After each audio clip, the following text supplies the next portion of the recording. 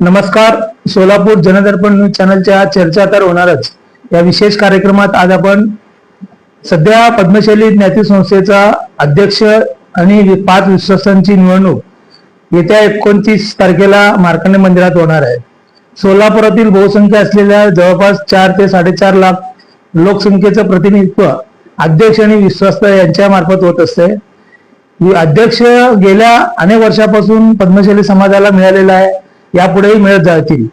पण गेल्या 3 वर्षापासून जो अध्यक्षपद सुरेश पलमारे असतील किंवा अन्य जे कार्यकारिणी मंडळ असेल, त्या संदर्भात आता गेल्या 2-4 दिवसापासून अनेक तक्रारी काही जणांनी व्यक्त केल्या. स्मार्ट सिटीचा प्रश्न असेल, स्मशानभूमीचा प्रश्न असेल, स्थावर मालमत्तेचा प्रश्न असेल, या संदर्भात त्यांनी तक्रारी मांडलेल्या आहेत. या आणि अनेक प्रश्न यापुढेही असतील, ती सुटतील. पण आपण गेल्या 8-10 वर्षापूर्वी पद्मशाली ज्ञाती संस्थेला एक युवा सरचिटणीस म्हणून सत्यनारायण गुरम यांनी कार्यभार पाहिलेला आहे. त्यांच्याशी आपण चर्चा करण्यासाठी त्यांच्याकडे आपण आलेलो आहोत. सत्यनारायण गुरमजी, नमस्कार. आपण गेल्या मला वाटतं 8-10 वर्षापूर्वी सरचिटणीस पद उद्भवलंय.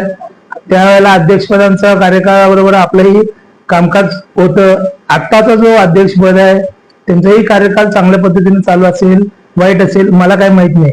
पण जो समाजात दिसतोय तो लोकप्रतिनिधी आणि आपला जनतेच्या मधून आपण दिसतोय. मला असं सांगा की आता येणारा जो अध्यक्षपद असेल, समाजाचा अध्यक्ष कसा असावा आणि त्यांच्याकडनं काय अपेक्षित असेल? समाजाचा अध्यक्ष हा सर्वसमावेशक असावा. समाजाचा अध्यक्ष हा एक पालक असतो.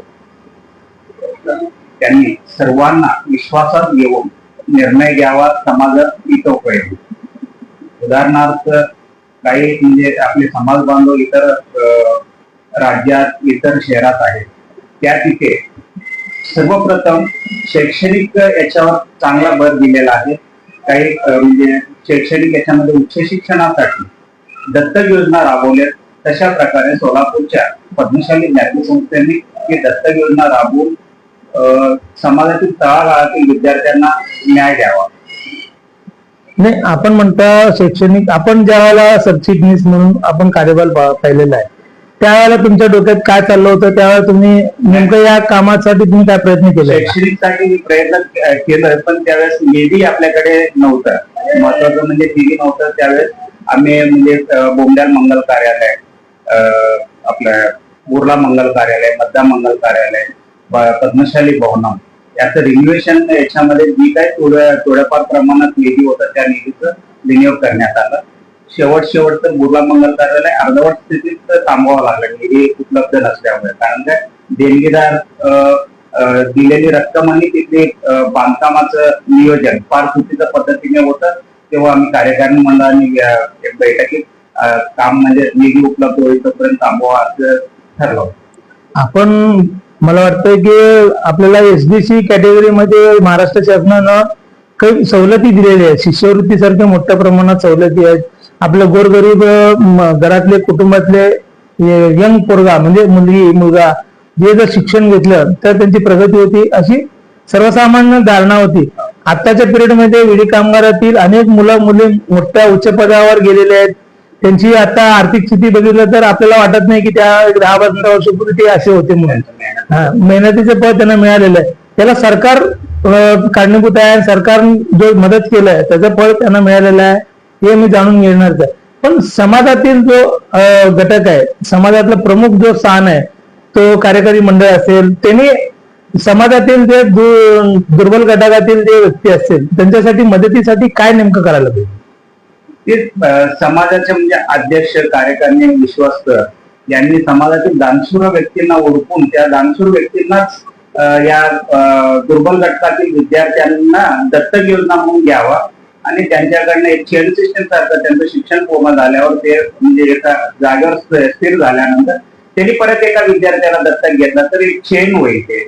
आणि सुरुवातीचा दान जो आहे तो अखंडपणे अविरतपणे आपल्या समाजातील दुर्बल घटकांना फायदा होणार आहे. आपण म्हणलं की शैक्षणिकसाठी मदत व्हायला पाहिजे. मला वाटतं की माजी खासदार गंगाधरपंत कुचर यांनी त्यावेळी काही रक्कम संस्थेला शैक्षणिक कामासाठी पैशाची मदत केली होती. पण ते आपण सरचिटणीस पण होता त्यावेळेला तुमचा त्या फंडाचा उपयोग झालाय का? नाही, माझ्या याच्यामध्ये तर झालं नाही. मला पण त्याचं म्हणजे माहिती नाही. नव्हतं. हे फार वर्षापूर्वीच आहे. या 15-20 वर्षात तर त्या निधीचं कधी म्हणजे असं उल्लेख, कारण त्यांनी दिलेली बरीच देणगी आहे. त्या दिलेल्या व्याजातून अनेक विद्यार्थ्यांना आपण शिष्यवृत्ती काही काळ दिलेलं आहे, पण नंतर ते बंद झालंय. अशा अनेक तक्रारी त्यावेळेला पण आले होते. आताच्या पिरियडमध्ये एक एक रुपयाला जसं महत्व आहे तसं शैक्षणिकला जर आपण मदत केलं तर अनेक विद्यार्थी आपल्याकडे मोठ्या प्रमाणात यशस्वी होऊन अनेक हुद्द्यावर जाऊ शकतात. आपण आपल्या पूर्व भागातील अनेक विद्यार्थ्यांना आपण पाहिलेलं आहे. जवळपास 5-6 वर्षात कमीत कमी 1000-1200 पोरं तर मोठं शिक्षण घेऊन पुणे, मुंबई, हैदराबाद या ठिकाणी आयटी कंपनीमध्ये कामाला आहेत.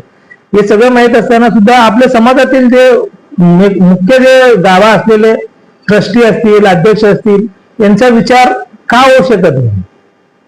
समाजात भान देणारे पुष्कळ लोक आहेत.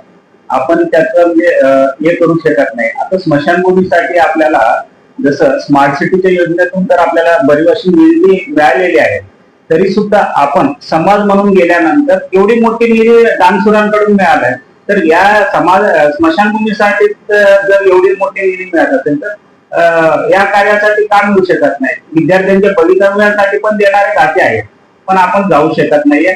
आता तर म्हणजे जे नवीन कार्यकारिणी किंवा अध्यक्ष विश्वास देणार त्यांनी याविषयी म्हणजे हे केलं तर नक्कीच अनेक विद्यार्थ्यांचं भवितव्य उजळणार आहे. आता तुम्ही स्मशानभूमीचा उल्लेख केला, स्मार्ट सिटी अंतर्गत काम झालं असं म्हणतं. मला 2-3 दिवसापासून जे मी मुलाखतीला सुरुवात केली आहे त्यामध्ये स्मार्ट सिटी अंतर्गत झालेल्या स्मशानभूमीच्या कामाबाबत अनेक जणांच्या तक्रारी आहेत. स्मार्ट सिटीने 2,20 लाख रुपये दिले, देणगीदारांनी रक्कम दिले, आमदारांनी दिले आणि उपमुख्यमंत्र्यांकडनं काही लाखाची रक्कम मिळालेली आहे. असे एकंदर रक्कम आलेली रक्कम स्मशानभूमीत हवा तसं झालेलं दिसत नाही. त्यामध्ये भ्रष्टाचार झाला असं तुमचं म्हणणं आहे. नेमकं याबद्दल तुम्ही एक माझी सरचिटणीस म्हणून आणि स्मशानभूमीत वारंवार तुम्ही जाता, त्याबद्दल तुम्हाला काय वाटतंय?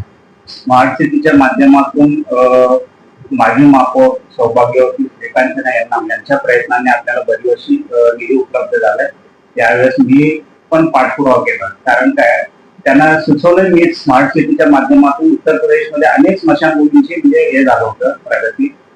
सुचवलं त्या ताबडतोब म्हणजे फक्त आपल्या समाजासाठी नाही, इतर 13 समाज यांना स्मशानभूमीला निधी उपलब्ध करून दिला.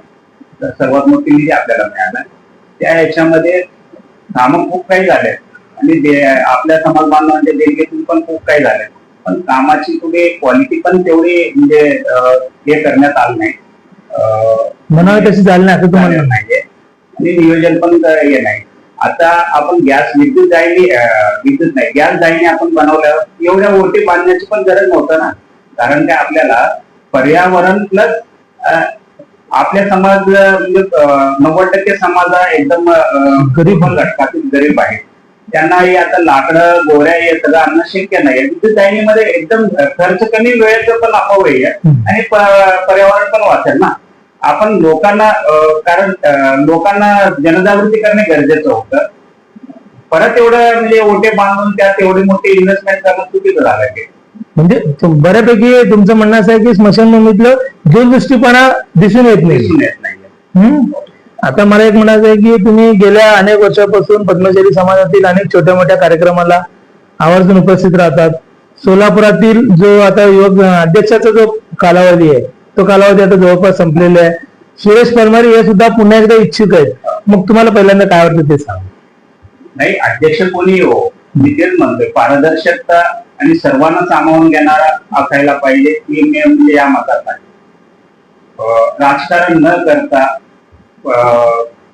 ज्या म्हणजे कमिटीमध्ये जे विश्वास कार्यकारी सदस्य असतात सर्वांना एकत्र घेऊन समाजाची प्रगती करण्यास कोणाचाही विरोध नसतो. पद्मशाली समाजाची मोठ्या प्रमाणात स्थावर मालमत्ता आहे. अनेक ठिकाणी मंगल कार्यालय आहेत, शॉपिंग सेंटर आहेत, बाकीचे मंदिराजवळ पण आता नव्याने मंदिरातली दुसरी बाजू भाड्याने दिलेली आहे. म्हणजे असे आपल्याला पैशाची कमतरता वाटते का की जेणेकरून मंदिराजवळच पण आपण जागा भाड्याने देऊ शकतो? नाही, मंदिर आता ओपन स्पेस असल्यामुळे त्याचा काही तर विनियोग झाला पाहिजे. भाड्याने द्यायचं का किंवा आपण काही प्रोजेक्ट म्हणजे बनवून कायमस्वरूपी उत्पन्नाचं स्तोत्र बनवू का ते आहे. पण त्यासाठी समाजातील एक विश्वस्तांचं म्हणजे आणि समाजातील काही प्रतिष्ठितांचं एक कमिटी बनवून सगळ्यांना सामावून घेतल्यासारखं होईल. प्रत्येकाला शॉपिंग सेंटरचं वेगळं, आपले मंगल कार्यालयांचं असं स्मशानभूमी सुधारण्यासाठी एक म्हणजे समिती. पण त्या समितीला फक्त समिती नेमून नाही आहे, त्या समितीला कामं द्यायला पाहिजे, त्यांना विश्वासात घ्यायला पाहिजे, त्यांचा निर्णय आपण म्हणजे बरे वाईट सगळे निर्णय घेण्यावर आणि त्या याच्यातून तुम्ही कार्यकारिणीमध्ये चर्चा करून त्याच्यावर तुम्ही काय म्हणजे सुधारणा करणार ते करावं. पण समिती प्रत्येकाला समाज बांधवांना सामावून त्यात आपल्या बोर्डातले दोघं विश्वास असं राहायला पाहिजे. आता आपण मला असं सोशल मीडियात अशी चर्चा आहे की आपण सुद्धा अध्यक्षपदासाठी रेसमध्ये आहे असं कळालं. नेमकं आपली इच्छा काय? नाही, मी तर म्हणजे कुठेच कोणाकडे अध्यक्ष होणार असं हे केलेलं नाहीये. आता लोकांचा माझ्यावर अभिमान असेल तर धन्यवाद. आता तर माझा काही विचार पण नाहीये सध्या या याच्यामध्ये माझं मन काय म्हणजे असं. गेल्या 5-6 वर्षापासून आपण समाजाच्या घटकापासून अलिप्त आहात, म्हणजे पद्मशाली ज्ञाती संस्थेच्या कार्यकारिणीपासून अलिप्त आहात. यंदा जर पुन्हा तुम्हाला जर स्थान मिळालं तर तुमची नेमकं भूमिका काय असणार आहे आणि तिथे तुम्ही काय सांगणार आहे, काय करणार आहे नेमकं काम?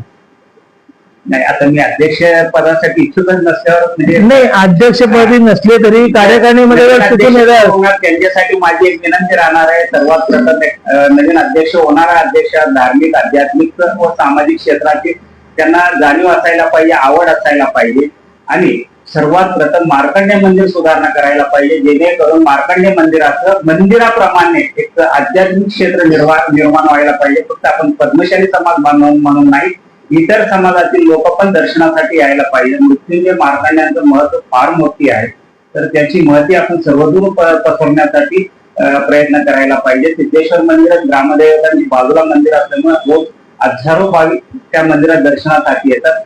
त्या तिथून बघितलं तर की आपले मंदिर इथे पण एक मोठी मंदिर आहे असं समजून ते सगळे भाविक आपल्यापर्यंत यायला पाहिजे.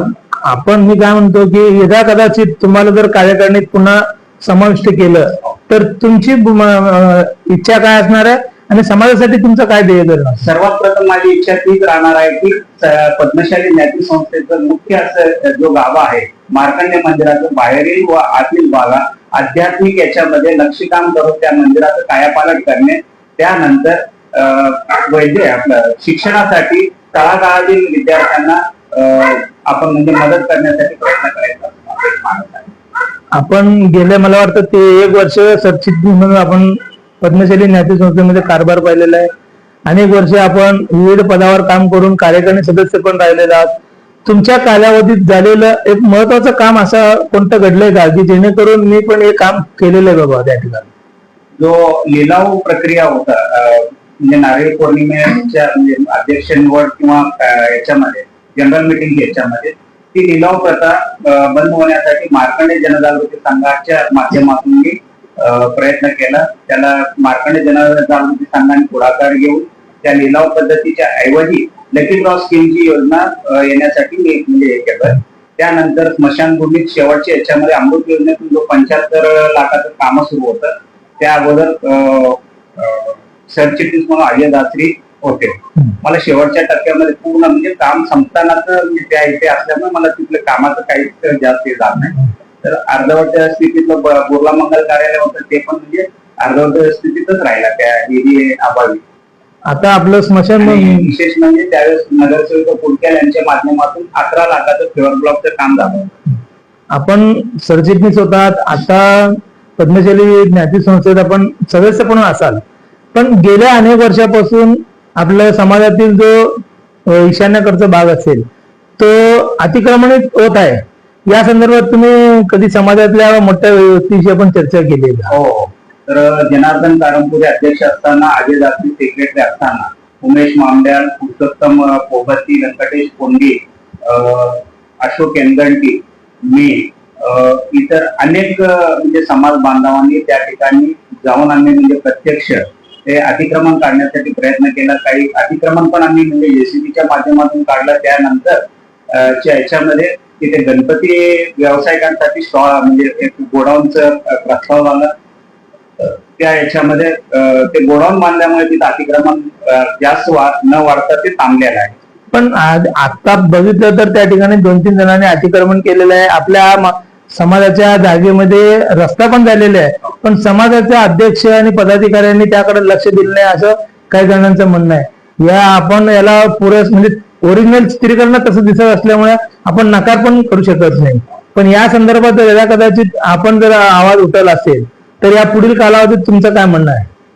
नाही, जर का म्हणजे आपल्याला अतिक्रमण ते हटवण्यासाठी प्रामाणिकपणे प्रयत्न करायचा असेल तर आपण कुठल्या तरी मोठ्या हायकोर्टच्या वकिलांना धरून त्या म्हणजे याचिका दाखल करून ती अतिक्रमण उठवण्यासाठी प्रयत्न करावा. त्यासाठी थोड्याफार प्रमाणात खर्चाची आवश्यकता असते ते समाधानी उचलून ते काम करावं. आणि विशेष म्हणजे त्या याच्यासाठी सरपंच साहेब आपल्याला मदत करतील आहेत, त्यांच्या माध्यमातून पण आपण ते अतिक्रमण उठवण्यासाठी प्रयत्न करू शकतो. आपण जनदर्पण न्यूज चॅनलच्या चर्चा तर होणारच या विशेष कार्यक्रमात समाजाच्या अध्यक्ष आणि विश्वासांच्या निवडीबाबत आपली छोटीशी का होईना आपण छोटी मुलाखत आपण या ठिकाणी घेतलंय. आपण वेळावेळाकडून आम्हाला प्रतिक्रिया दिल्याबद्दल आपला आभार मानतो. धन्यवाद. Doctor कोठेज gastro liver care and GI endoscopy centre. Doctor Suryaprakash Rajesh कोठे, पोट, लिव्हर व आतडी विकार तज्ञ.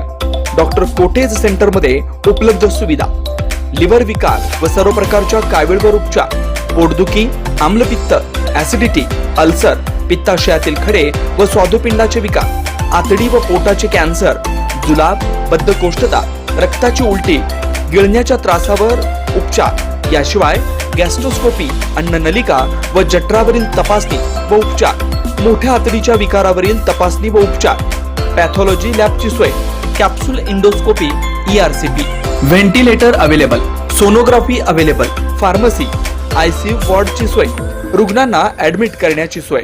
Doctor कोठेज gastro liver care and GI endoscopy centre, 119-1 Murarji Peth, 4 पुतळा समोर, हॉटेल सिटी शेजारी, पार्क चौक, सोलापूर. 0217 26 27 004 74 14 96 96 64.